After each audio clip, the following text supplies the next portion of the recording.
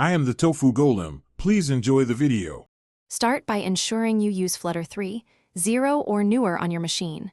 Open your app's pubspec. YAML and add coffee Flutter 1.0.0 under Dependencies. Save the file and run FlutterPub. Get to download the package and lock versions. Verify your environment with Flutter Doctor to catch missing SDKs. Open your preferred IDE to prepare for coding. These steps prevent version mismatches and make initial setup predictable and repeatable for team environments. Import the package using import package coffee Flutter/coffee Flutter. Dart at the top of your Dart file. Initialize the SDK in main by calling coffee Flutter. Instance. Init API key before run app. Create a coffee widget inside your scaffold body to render interactive coffee UI. Set height to 200 and padding to 16.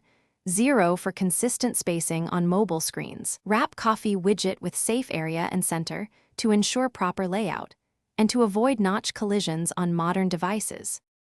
Customize visuals by supplying a coffee theme and choosing between 5 presets provided in the library.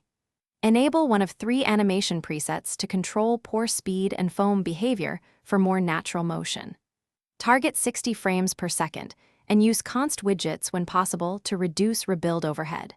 Test performance with profile mode and fix jank before release. Build production artifacts with Flutter Build App or Flutter Build iOS and validate behavior on physical Android.